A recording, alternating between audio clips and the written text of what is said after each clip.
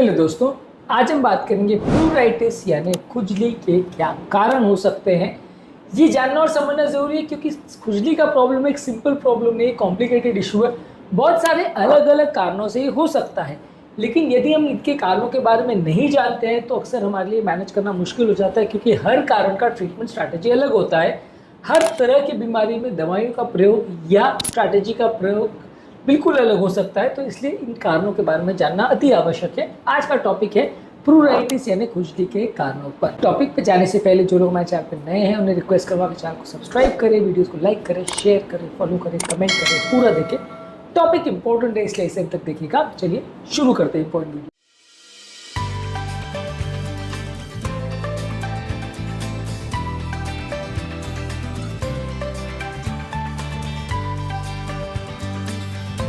सबसे पहले अगर किसी व्यक्ति की स्किन ड्राई है या सूख गई है, खासकर विंटर मंथ्स में, तो वहाँ पे उसको खुजली हो सकती है। उन एरियाओं में जहाँ ठंड ज़्यादा होती है या उन एरियाओं में जहाँ सूखा ज़्यादा पड़ता है, वहाँ पे ये खुजली का कारण हो सकता है। कई बार अगर ह्यूमिडिटी वातावरण में लो हो या आप बहुत ज़्यादा गर्म पानी से स्नान वगैरह करते हो या हार्श साबुन का इस्तेमाल करते हो तो स्किन ड्राई हो सकती है। स्किन की कई बीमारियाँ जिसमें खुजली हो सकती है, इसमें एक्जिमा यानी एटोपिक डर्मेटाइटिस है, जो कि क्रॉनिक इन्फ्लेमेटरी कंडीशन है जिसमें स्किन रैशेस हो सकते हैं, और ज़्यादातर ये एलर्जिन, इरिटेशन, स्ट्रेस या क्लाइमेट चेंजेस की वजह से ट्रिगर हो सकता है। सोरियासिस भी एक बीमारी है जिसमें स्किन में रेड और स्केली पैचेस होते हैं। इसके पेशेंट्स में भी कई बार लोगों को व्हाइट लेजन्स होते हैं और इसमें खुजली होती है।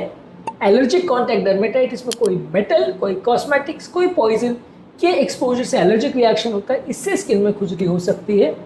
अर्टिकेरिया भी एक ऐसी बीमारी है जिसमें रेड इची लेजन्स होते हैं और ये स्किन में कुछ घंटों के अंदर आते हैं और डिसअपीयर हो जाते हैं।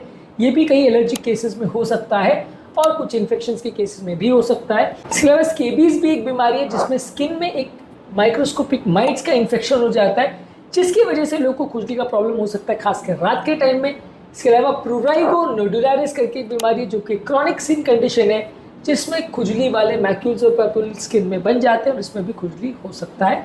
तो स्किन की ये सारी बीमारियों में खुजली हो सकती है। इसके अलावा एक ड्राई आई सिंड्रोम होता है जिसमें व्यक्ति की आंखों में कम आंसू बनते हैं, टीयर की क्वालिटी कॉम्प्रोमाइज होती है, इसकी वजह से भी आंखों के आसपास के एरिया में खुजली और इरिटेशन हो सकता है।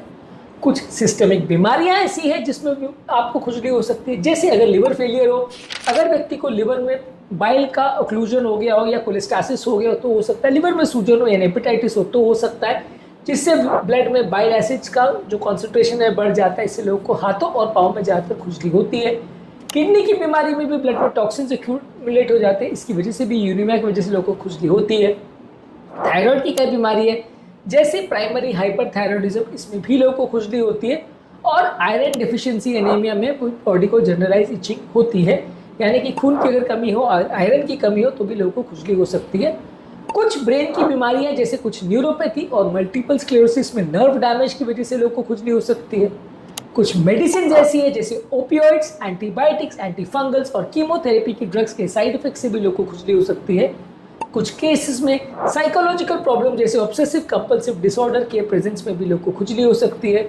कुछ लोग को प्रेगनेंसी के दौरान ब्रेस्ट के पास और पेट में कई बार इचिंग का सेंसेशन हो सकता है, ये स्किन में हार्मोनल चेंजेस की वजह से हो सकता है। कुछ इन्फेक्शन जैसे फंगल इन्फेक्शन और पैरासाइटिक इन्फेक्शन जैसे पिन वर्म्स के प्रेजेंस में भी लोगों को खुजली हो सकती है। सेक्सुअली ट्रांसमिटेड डिजीज में भी कुछ लोगों को खुजली हो सकती है। तो आज का टॉपिक में आपको एक डिटेल डिस्कशन हमने दिया कि कौन कौन से कारणों से खुजली हो सकती है। इन कारणों के बारे में जानना, उसको प्रॉपर्ली मैनेज करना ज़रूरी है, क्योंकि यदि इन कारणों के बारे में हम नहीं जानेंगे, उसको प्रॉपर्ली मैनेज नहीं करेंगे तो ट्रीटमेंट मुश्किल है। हर तरह के कारण का अलग तरह का ट्रीटमेंट होगा, इसलिए इन कारणों के बारे में जानना, समझना और सही तरह से इन्हें पहचानना और ट्रीट करना अति आवश्यक है। उम्मीद करूंगा कि आज के टॉपिक में कुछ नई बातें जानने को मिली होगी। प्लूराइटिस के इलाज और प्लूराइटिस के लिए क्या खाना चाहिए, क्या नहीं खाना चाहिए, क्या करना चाहिए, क्या नहीं करना चाहिए, उस पर ऑलरेडी हमने काफ़ी सारे वीडियोज़ किए, इनको ज़रूर चेकआउट करें। टॉपिक एंड करने से पहले जो लोग हमारे चैनल पर नए हैं उन्हें रिक्वेस्ट करूँगा कि चैनल को सब्सक्राइब करें, वीडियोज़ को लाइक करें, शेयर करें, फॉलो करें, कमेंट करें।